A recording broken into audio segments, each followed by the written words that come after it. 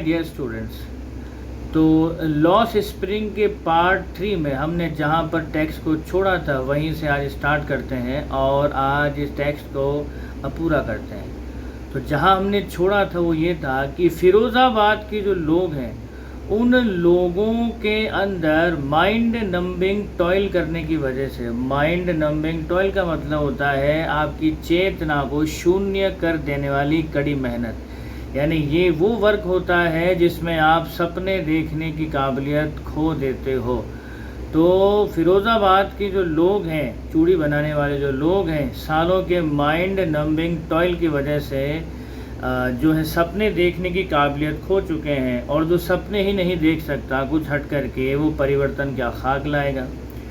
तो अनीस ने जो है वहीं नौजवान लड़कों के ग्रुप से पूछा जो फंस गया था उस विशियस सर्कल में मिडिल मैन के, और सिर्फ वो ही नहीं फंसा था, उनके पिता और उनके फोर फादर्स वो भी उस विशियस ट्रैप में फंसे हुए थे। तो अनीस ने उनसे पूछा कि आप लोग नौजवान हैं, यंग हैं, तो आप लोग अपने आप को कोऑपरेटिव में ऑर्गेनाइज क्यों नहीं कर लेते। तो उनकी बात सुन कर के वो लड़कों का ग्रुप बोलता है, बोले मेम साहब अगर हम अपने आप को ऑर्गेनाइज भी कर लें तो पुलिस वाले फाइनली हम लोगों को ही घसीटते हुए थाने ले जाएंगे और पीटेंगे, मारेंगे और मार मार के भूत बढ़ा देंगे, मानो हमने जो है कोई बहुत गलत काम किया हो, कोई इलीगल काम किया हो। तो एक्चुअली उन लोगों के बीच में कोई लीडर है ही नहीं। वो कहते हैं कि हमारे बीच ऐसा कोई पर्सनैलिटी नहीं है जो हम लोगों को चीज़ों को अलग ढंग से देखना सिखाए, और इनकी जो पिता हैं वो भी थके हुए हैं, और थका हुआ आदमी कौन सा रेवोल्यूशन कर सकता है। तो एंडलेसली बात करते हैं in spiral that move from poverty to apathy to greed and to injustice. तो एंडलेसली बात करते हैं चूड़ियों की, चूड़ियों से बात करते हैं गरीबी की, गरीबी से बात करते हैं लालच की, और फाइनली वो बात करते हैं अपने साथ होने वाले इनजस्टिस की। तो उन लोगों की बातों को सुनकर अनीस ने ये महसूस किया कि दरअसल जिस दुनिया में हम लोग रहते हैं उसी दुनिया में एक और दुनिया है, the world within world. और ये दुनिया जो है ये वो दुनिया है जहाँ पर गरीब परिवार हैं, यहाँ पर वो परिवार है जो गरीबी के मकड़ जाल में फंसे हुए हैं और नीची जात के अंदर पैदा होने का कलंक लेकर के वो जो है उस विशियस सर्कल में फंस गए हैं, और वो फंस गए हैं साहूकारों के सर्कल में, मिडिल मैन के सर्कल में, पुलिसमैन के सर्कल में, कीपर्स ऑफ लॉ, ब्यूरोक्रेट्स और पॉलिटिशियन। तो इन सब के सब ने मिल करके इन बच्चों के ऊपर एक ऐसा बोझ लाद दिया है जिसे वो कभी भी उतार नहीं सकते। तो इससे पहले कि वो लोग अवेयर होते हैं वो एक्सेप्ट कर लेते हैं अपने पिता के उसी वंशानुगत धंधे को जो करते आए हैं। अब इनकी जो परवरिश है उस परवरिश के अंदर डेयरिंग करना इनको सिखाया ही नहीं जाता। और जब अनीस ने मुकेश की आंखों में एक चमक देखी कि वो मोटर मैकेनिक बनना चाहता है और बार बार अपनी बात को रिपीट करता है, वो बोलता है कि वो गैराज जाकर के काम सीखेगा मगर वो मोटर मैकेनिक बन कर के रहेगा, भले ही कितनी ही दूर उसे पैदल चढ़ना पड़े, लेकिन वो मोटर मैकेनिक बन कर के रहेगा और कार चलाना सीखेगा ही सीखेगा। तो उसकी इस बात को सुनकर के अनीस उसे एक और सवाल पूछती है कि बेटा तुमने कभी क्या हवाई जहाज़ उड़ाने का सपना देखा है। तो इतना सुनते ही मुकेश जो है ज़मीन को घूरने लगता है और कुछ बड़बड़ाने लगता है, एम्बेरेस हो जाता है, और उसका जो ये एम्बेरेसमेंट है अभी रिग्रेट में नहीं बदला है। वो तो संतुष्ट है, कंटेंट है, कार चलाना सीख करके ही, गाड़ी का काम सीख करके ही, और वैसे भी फ़िरोज़ाबाद के आसमान से हवाई जहाज़ कम ही उड़ते हैं। तो this is the textual line to line word to word explanation of the text the lost spring. As I have told you that at the end of the chapter I will reveal the theme, the values of the text. Finally we will discuss a very important question कि right here Anis Jung has raised a vital question out here कि she has seen two different worlds, the world within world. तो एक world तो यहाँ पर हमने देखा गरीबों का है, दूसरा संसार कौन सा है? देखिए, जिस दुनिया में हम लोग रहते हैं उस दुनिया में दो संसार हमेशा से थे।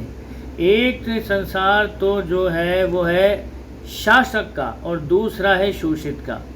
शासक जो है हमेशा से शोषण करता आया है एक दूसरे वर्ग का। तो यहाँ पर दो वर्ल्ड है एक है, तो यहाँ पर बात कर लेते हैं कौन से दो वर्ल्ड हैं। इसको मैं दोबारा से कट करके वो कर रहा हूँ ना। तो यहाँ पर एक रहने दो, चलने दो। तो यहाँ पर हम एक चीज़ डिस्कस कर लेते हैं कि अनीस कौन से दो वर्ल्ड्स की बात कर रही थी। देखिए, यहाँ पर दो अलग अलग वर्ल्ड चल रहे हैं, एक गरीब का और एक अमीर का। एक वर्ग तो है जो शोषण करता है अपने फ़ायदे के लिए, और एक वर्ग है जिसका शोषण होता है।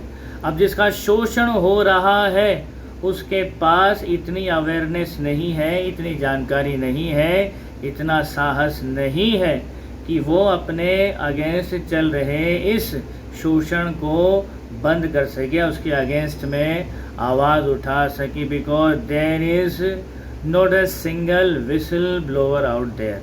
तो दो वर्ल्ड है, संपन्न लोगों के और गरीब लोगों के। संपन्न लोग फ़ायदा उठाते हैं अपने मतलब के लिए गरीब लोगों का। तो ये दो वर्ल्ड थे। पहला तो ये वाइटल क्वेश्चन हो गया। अब दूसरा जो मैंने स्टार्टिंग में ही आपसे कहा था कि इसमें थीम कौन सी चल रही है, तो एग्जामिनर आपसे एक वैल्यू बेस्ड क्वेश्चन 1000% पूछेगा, और वो क्वेश्चन ये है कि discuss about the aptness of the title Lost Spring. Okay, you have read out the entire chapter and you will see there is nothing about spring. Spring season के बारे में कुछ जिक्र नहीं है। Actually spring is a metaphor used out here in what reference. तो अगर हम इसको थोड़ा सा डीपली एनालाइज करें तो हम इसको दूसरे वे में यूँ समझेंगे, सर्दी, गर्मी, बरसात, हेमंत, बसंत और शिशिर। तो इसमें जो किंग ऑफ सीजन कहलाता है वो होता है स्प्रिंग, बसंत का मौसम, सबसे शानदार मौसम। और इंसान की अगर हम लाइफ स्पेन को क्लासीफाई करें अलग अलग पार्ट्स में, तो इंसान का जो बचपन है, इंसान के 3 मेन फेजेस होते हैं, बचपन, जवानी और बुढ़ापा। लेकिन और डीपली अगर वराई करें तो इनके भी अलग से एक सेक्स बन सकते हैं। तो इंसान के जीवन का सबसे गोल्डन पीरियड होता है उसका वो बचपन। जैसे मौसमों में स्प्रिंग का सीज़न किंग ऑफ सीज़न कहलाता है, उसी तरह इंसान के एंटायर लाइफ स्पेन में अगर कोई लाइफ स्पेन सबसे गोल्डन होता है तो वो बचपन का ही होता है। हर तरह से बेफिक्री, ना खाने की फ़िक्र, ना किसी और चीज़ की फ़िक्र, बस खेलना है और खेलना है। लेकिन अगर इसी टाइम फ्रेम में मस्ती जो बच्चे करते हैं, वो मस्ती करने का उनका हक, उनका वो एक मन अगर कहीं छिन जाए किसी भी वजह से, तो उनके जीवन का वो गोल्डन पीरियड छिन गया। तो इन द सेंस दैट उनके जीवन का जो बसंत है वो खो गया है। तो यह राइटर ने रेफ़र किया है एक मेटाफोर के ज़रिए कि इन बच्चों के जीवन का जो सबसे गोल्डन पीरियड है बचपन का, वो पीरियड कहीं खो गया है, और इन बच्चों के बचपन के खोने की जिम्मेदारी समाज के उन सो कॉल्ड प्रतिष्ठित और पावरफुल लोगों की है जिन्होंने इन लोगों को हमेशा से दबा के रखा है। तो ये जो टाइटल था पूरी तरह से एप्ट है। बात आती है कि ये मैसेज क्या देती है, द एंटायर स्टोरी, ये क्या मैसेज हम लोगों को देती है। देखिए जैसा कि लास्ट में रिवील हुआ कि इस दुनिया में दो तरह के वर्ल्ड हैं, एक जो है समृद्ध है, शासक है, और एक शोषित है। तो इसमें हमारी रेस्पॉन्सिबिलिटी इतनी ही बनती है कि देखिए, अगर हमें तरक्की और ग्रोथ अगर लानी है तो हमको सबको साथ लेकर के ही चलना पड़ेगा। हर इंसान की अपनी खास वैल्यू है, उनके खास कैरेक्टरिस्टिक्स हैं और उनकी खास कुछ अच्छाइयाँ हैं।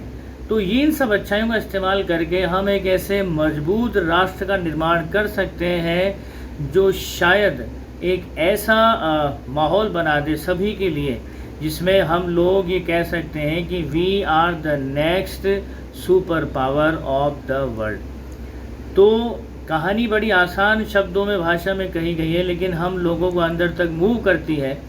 तो इन वैल्यूज़ के साथ, इस थीम के साथ और इस टेक्सचुअल एक्सप्लेनेशन के साथ मैं आज का ये चैप्टर यहीं एंड करता हूँ और आपसे मैं मिलूँगा अपने नेक्स्ट चैप्टर के रिविलेशन में, एक्सप्लेनेशन में। तब तक आप खुश रहिए, मुस्कुराते रहिए। जय हिंद, जय भारत, वंदे मातरम।